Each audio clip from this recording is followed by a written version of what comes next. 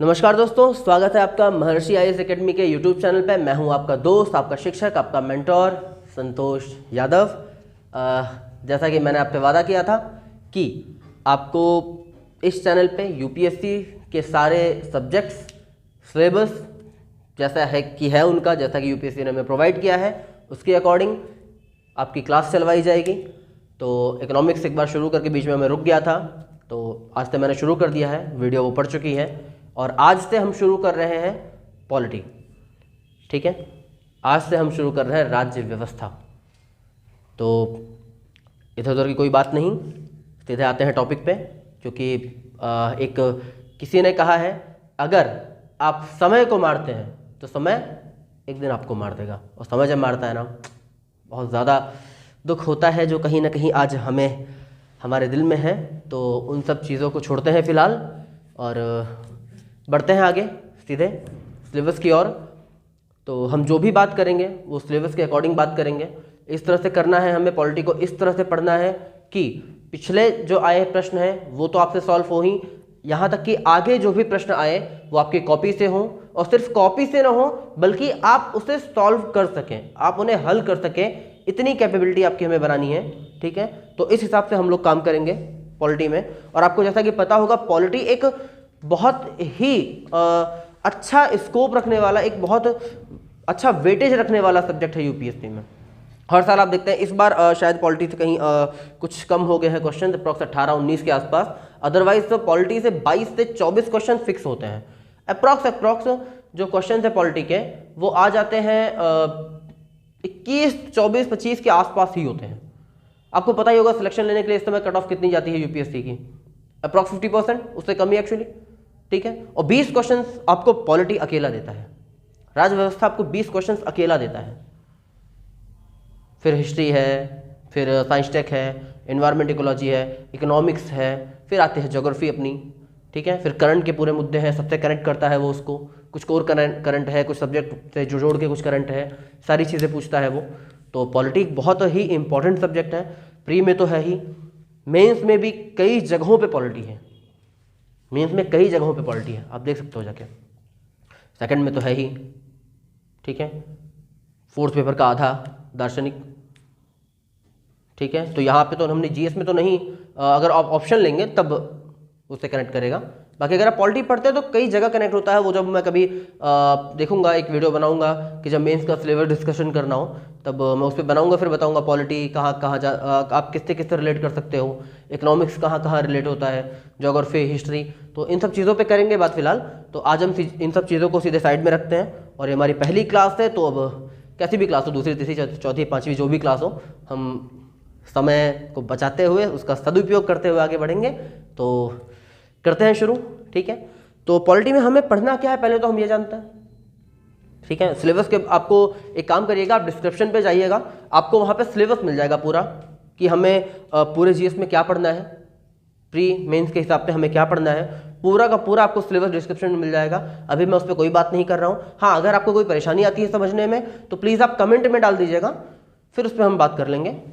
ठीक है, उसके लिए आपकी जो भी परेशानियां है आप कहोगे तो मैं 5-10 मिनट का एक वीडियो बना दूंगा उसके लिए। अदरवाइज इसमें मेरा नंबर पड़ा होगा, मैनेजमेंट का नंबर पड़ा होगा, आप उन्हें डायरेक्ट व्हाट्सएप कर सकते हैं, कमेंट में डाल सकते हैं, जीमेल आईडी लिखी होगी आप उस पर सीधे मेल कर सकते हैं, जैसे आपको ठीक लगे। ठीक है, तो सिलेबस पे अभी ज़्यादा मैं बात नहीं करूँगा, हम सीधे आते हैं पॉलिटी पे। किस पे? पॉलिटी पे। अच्छा, पॉलिटी पे आने के पहले एक बात, आप एक काम करिएगा, मेंस का सिलेबस भी पढ़ा होगा। आप पहली वीडियो देखिएगा, पहली वीडियो जिसमें मैंने यूपीएससी का पैटर्न डिस्कस किया है। ठीक है, उसमें मैंने मेंस का पूरा सिलेबस दिया हुआ है। ठीक है, वहाँ पे आप देखिएगा, या आप नेट पे चले जाइए, आपके पास नेट होगा शायद, नेट पे आप अवेलेबल है सिलेबस पूरा। आप देखिएगा वहाँ पे 2 शब्द लिखे हुए हैं, 2 शब्द लिखे हैं, राज्य व्यवस्था, राज्य व्यवस्था, संविधान, या फिर संविधान एवं राज्य व्यवस्था, जैसा आप लिखना चाहें, इसको पहले करें, इसको पहले करें, आप जैसा आपको ठीक लगे। ठीक है, मैंने ऐसा लिख दिया। क्या? संविधान एवं राज्य व्यवस्था, या राज्य व्यवस्था एवं संविधान। पॉलिटी का मतलब क्या होता है? ये इसका मतलब क्या है? कॉन्स्टिट्यूशन। क्या?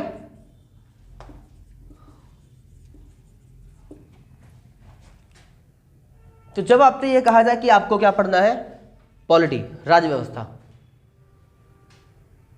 तो क्या आप खाली राज्य व्यवस्था पढ़ोगे? क्या होती है राज्य व्यवस्था? ऐसा तो है नहीं। या फिर आप खाली ये भी नहीं कह सकते आपको संविधान पढ़ना है, क्योंकि अगर आप संविधान पढ़ते हो तो आपको जानते हो क्या पता चलेगा? आपको ये पता चलेगा इस आर्टिकल में ये है, इस आर्टिकल में ये है। चलो मैं ऐसे समझाता हूं कि क्या है दोनों, इन दोनों में डिफरेंस क्या है, ठीक है? तो आपको ये नहीं कहना कि आपने पॉलिटी पढ़ी है, आपको ये नहीं कहना आपने कॉन्स्टिट्यूशन पढ़ा है, आपको कहना है आपने पढ़ी है, आप पढ़ रहे हैं कॉन्स्टिट्यूशन एंड पॉलिटी, संविधान और राज्य व्यवस्था, आप ये पढ़ रहे हैं, आपको ये कहना है, क्योंकि ये उसका एक समग्र रूप होगा। आपके एग्जाम को क्वालिफाई करने के लिए ये समझना बहुत इंपॉर्टेंट है कि हमको कॉन्स्टिट्यूशन पढ़ना है कि हमको पॉलिटी पढ़नी है कि हमको दोनों को साथ में पढ़ना है, ठीक है? और ये समझने के लिए हमें ये जानना पड़ेगा कि दोनों होता क्या है। जब तक हम ये नहीं समझेंगे कि दोनों होता क्या है, हमें इसकी इंपॉर्टेंस का महत्व पता नहीं चलेगा, तो हम इसके हिसाब से पढ़ेंगे कैसे, ठीक है? तो इसके बारे में एक जान जानते हैं। पहले संविधान शुरू करते हैं, पहले हम संविधान शुरू करेंगे कि संविधान क्या है। संविधान उन प्रावधानों का दस्तावेज है, उन प्रावधानों का दस्तावेज है जिनके आधार पर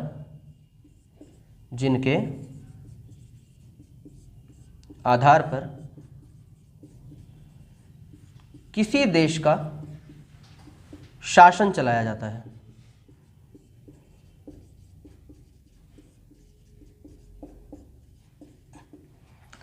उन प्रावधानों का दस्तावेज है जिनके आधार पर किसी देश का शासन चलाया जाता है, ठीक है?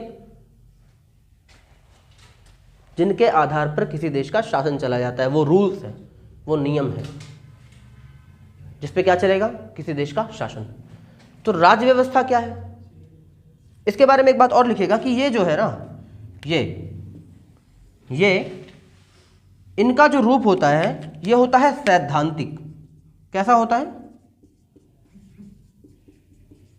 इनका रूप जो है सैद्धांतिक होता है। ये सिद्धांत होते हैं, लिखित सिद्धांत हैं, वो रूल्स जिनके आधार पर किसी देश का शासन चलाया जाता है, जो कि सैद्धांतिक रूप में है। फिर राज्य व्यवस्था क्या है? ये राज्य व्यवस्था इन प्रावधानों का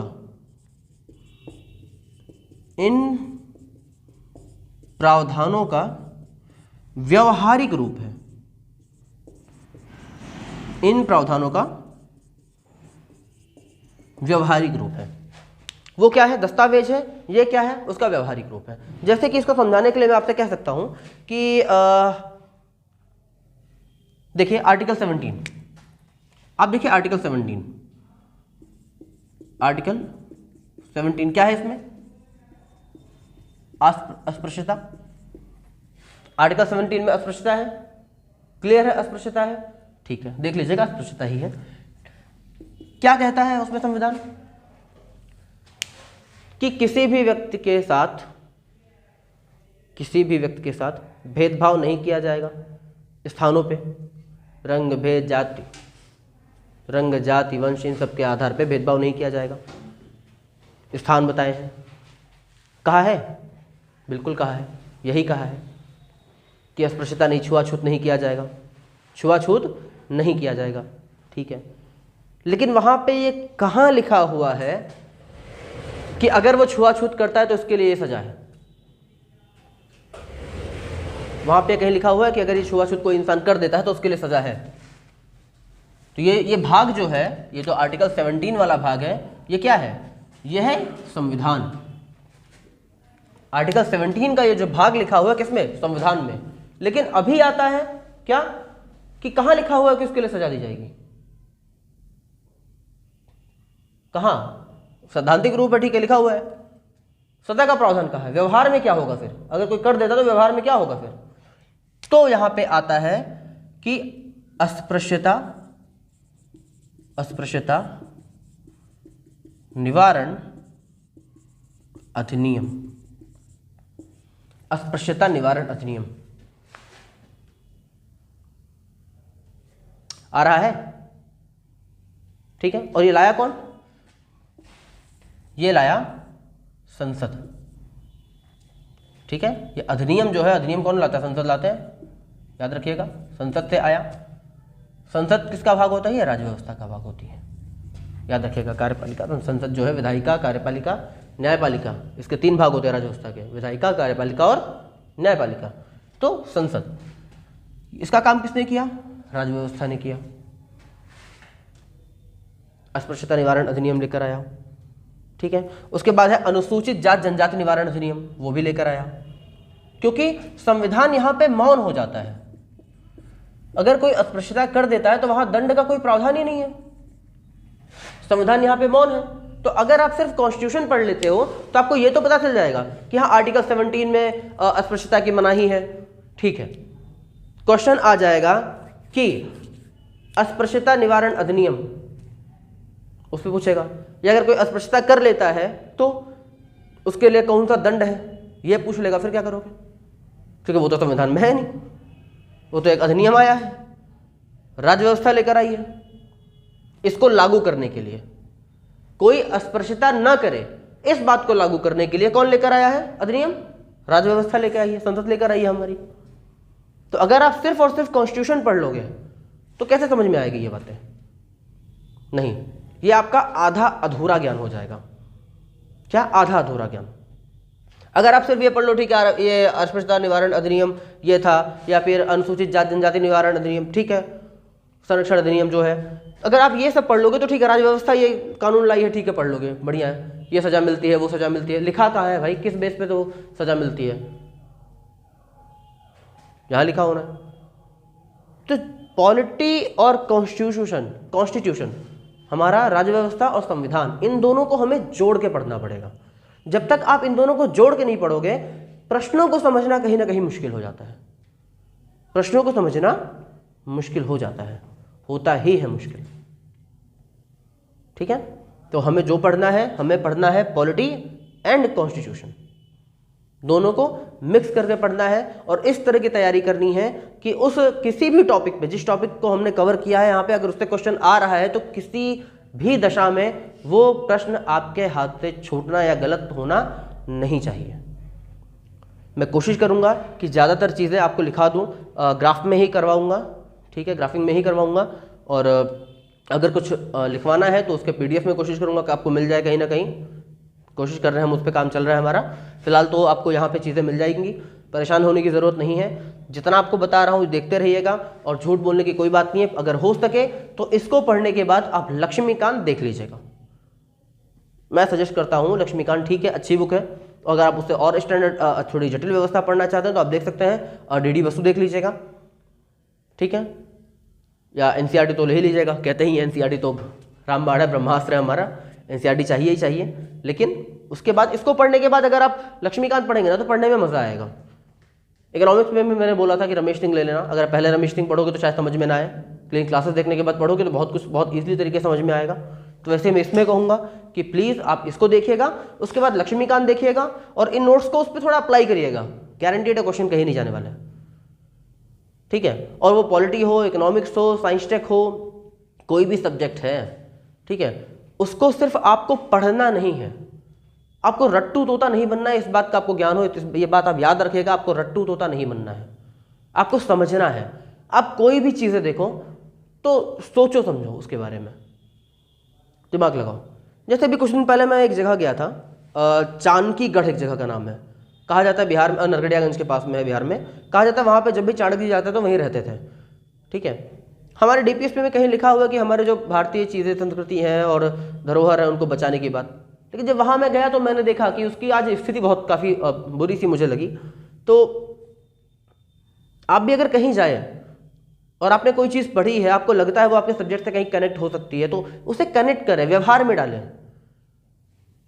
ठीक है। जो भी आप पढ़ रहे हैं व्यवहार में डालें। पॉलिटी के साथ भी ऐसा ही होगा, पॉलिटी पढ़ेंगे मज़ा आएगा यार, एक बहुत कुछ है वो सब देखेंगे। फिलहाल तो अभी हम ये देखते हैं कि हाँ, पॉलिटी एंड कॉन्स्टिट्यूशन हमें दोनों को मिला के पढ़ना है, क्योंकि ये सैद्धांतिक रूप है और उसको अप्लाई करने में, उसको लागू करने में व्यवहार में बहुत सी चीज़ें लाई जाती हैं जो उससे रिलेटेड होती हैं, ठीक है। तो इसीलिए हमें दोनों को मिक्स करके पढ़ना है। चलो फिलहाल तो अब हम आते हैं आगे, करते हैं पॉलिटी पे बात।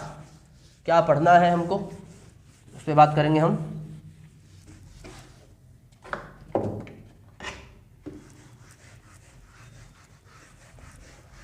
मुझे 1 मिनट दीजिएगा आप लोग प्लीज़।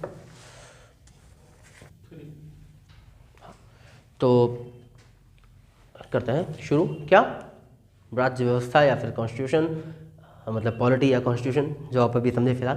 तो अभी फिलहाल हम कर रहे हैं कॉन्स्टिट्यूशन। हम कॉन्स्टिट्यूशन पढ़ेंगे और जहाँ जहाँ राज्य व्यवस्था उससे जुड़ पाएगी हम लोग उसे जोड़ते हुए अपने साथ लेते हुए चलेंगे। ठीक है, हम दोनों को मिक्सअप करके आगे बढ़ रहे हैं। तो हम फिलहाल शुरू कर रहे हैं प्रकार, किसके? संविधान के प्रकार। संविधान के प्रकार 2 तरह के होते हैं। ठीक है, 2 एरो बनाना है। एक में लिखना है आपको लिखित और एक में लिखना है आपको अलिखित। ठीक है, एक लिखित में लिखिए निर्मित, लिखित में लिखिए निर्मित और यहां लिखिए कठोर। अलिखित, अलिखित में लिखिए विकसित। कैसे होगा मैं बताऊंगा आपको, अब लिख जाइए अभी विकसित, और यहां लिखिए लचीला।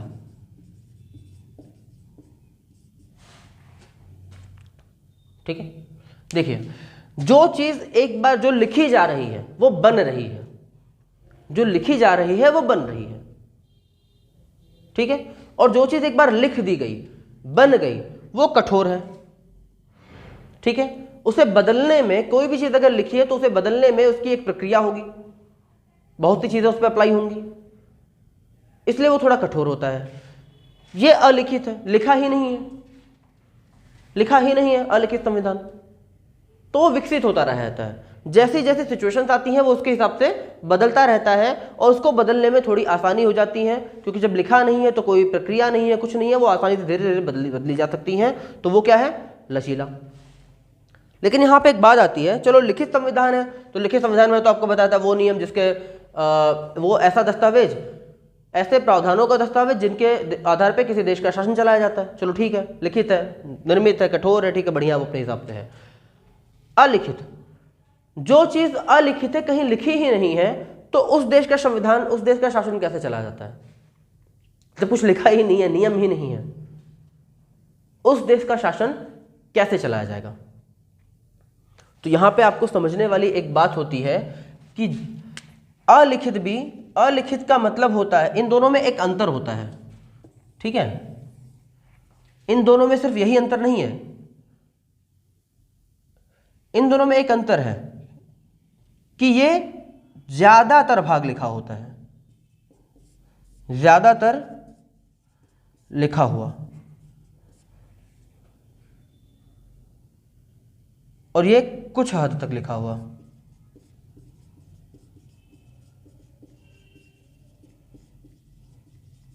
इन दोनों में एक बहुत ये मेन अंतर है, ये ज्यादातर लिखा हुआ है, ये कुछ हद तक लिखा हुआ है। जैसे ब्रिटेन का ही आप ले लो, कहते हैं वहां का अलिखित संविधान है। ठीक है, तो वहां पे फिर कानून कैसे चलाया जाता होगा? ब्रिटेन में कैसे चलाया जाता होगा कानून? वहां पे जो पहले कुछ कानून की किताबें लिख दी गई हैं, पहले जो कानून की कुछ किताबें लिख दी गई हैं, उसी के अनुसार वहां का क्या चलाया जाता है? कानून चलाया जाता है। कोई भी जब केस होगा, मान लो वहां पे कोई केस आ गया, कोई मुद्दा आ गया, तो कहाँ चैलेंज करेंगे वो? किस बात को, किस बेस को लेकर वो चैलेंज करेंगे वो? तो वो इस बेस को चैलेंज, ये देखिए, एक डायसी की किताब देखिए, यहाँ पे ऐसा लिखा हुआ है। ठीक है, वहाँ के राजा और वहाँ के लोगों के बीच में एक बार एक सहमति हुई थी, बताऊंगा उस बारे में, बताऊंगा, मैग्ना कार्टा टाइप। ठीक है, तो तब बताएंगे। ये देखिए, ये थे प्रावधान, लेकिन वो भी तो लिखा हुआ है ना, जो किताब के ऊपर चल रही है बातें, वो भी तो कहीं लिखी हुई है ना, वो उन्हीं के हिसाब से चल रही हैं, लेकिन वो कुछ हद तक लिखी हुई हैं, वो सुसंगठित तरीके से नहीं लिखी हुई हैं।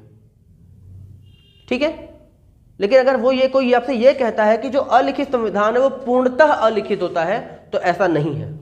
अलिखित संविधान आंशिक रूप में लिखा हुआ होता है, वो बस एक क्रम में लिखा नहीं होता है, उसकी कोई स्पेशल बुक नहीं होती है, कोई स्पेशल दस्तावेज उसका नहीं होता है, लेकिन इस कहीं ना कहीं छोटा बड़ा बाइज आप मान लो अगर नहीं लिखा है कुछ, तो किस बेस पे कानून चलेगा? किस बेस पे आप न्यायालय में जाओगे? किस बेस पे तर्क वितर्क होगा? नहीं होगा। नहीं होगा ना। तो कुछ चीज़ें लिखी होती है, बस यही है कि वो एक प्रॉपर रूप में नहीं होता, एक प्रॉपर दस्तावेज के रूप में नहीं होता, बस इतना ही है। और इसमें मैक्सिमम चीज़ें लिखी हुई होती हैं, मैक्सिमम चीज़ें लिखी हुई होती हैं, इससे ज़्यादा और कोई खास अंतर नहीं है इन दोनों में। तो जो अंतर थे ये 4 थे, इन चारों को आप लिख लीजिएगा, ठीक है। अब ठीक है, तो संविधान क्या होता है बता दिया आपको। अब आते हैं अपने संविधान के लिए, अपने संविधान के अंदर, भारतीय संविधान के अंदर। तो आज हम भारतीय संविधान के बारे में ज़्यादा नहीं जानेंगे, बहुत छोटी मोटी बहुत बेसिक सी चीज़ें हम फिलहाल डिस्कस कर रहे हैं फिलहाल। तो एक चीज़ हम देखते हैं कैसे है क्रम वाइज, सबसे छोटी इकाई लेते हैं, उसके बाद सबसे ऊपरी इकाई लेते हैं। तो सबसे आप छोटी इकाई जो लीजिए वो है आपका, एक काम करिए, एक गोला ऐसे बनाइए, 2 3 4 5 बना लिया, ठीक है। अब इस सबसे छोटी वाली इकाई को लिखिए सब क्लॉज, उपपरंतुक, उपपरंतुक। इस वाले को निकालिए, ये इसके ऊपर वाला जो है, जो सेकंड वाला गोला था आपका, उसको लिखिए परंतुक, मतलब क्लॉज। उसके ऊपर आइए, परंतुक के ऊपर अनुच्छेद, फिर उसके ऊपर आइए भाग, और नहीं उसके ऊपर आएगा अध्याय, अनुच्छेद के ऊपर है अध्याय, फिर उसके ऊपर है भाग, और उसके ऊपर फिर एक गोला आपको भी और लगाना है, ठीक है। एक गोला और आपका ये और लग गया, और ये आ गया हमारा संविधान।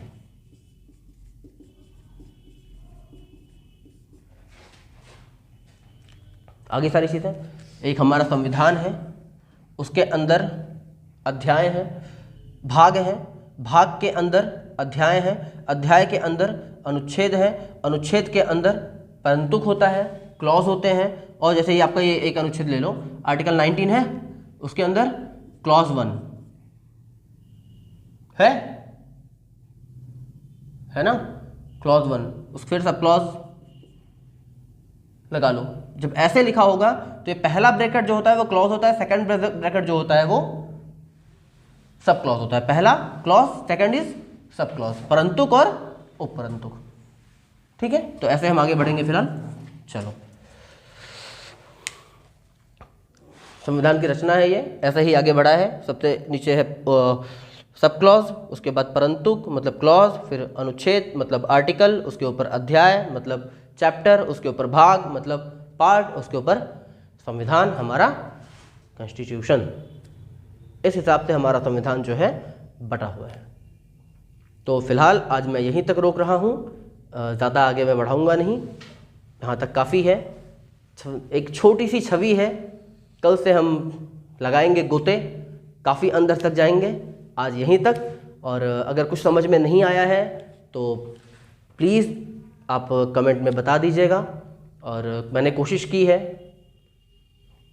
पता है अभी जस्ट शुरुआत है, कल से शायद और बेहतर हो जाए, होगा ही होगा, तो उसके लिए आप परेशान मत हो। बहुत छोटी बात थी, आप बोलेंगे बहुत पकाऊ है, बहुत छोटी चीज़ बता रहे हैं, तो ठीक है। अच्छा, आपको एक बात और बता देता हूँ, इस समय हमारे संविधान में कितने अनुच्छेद हैं?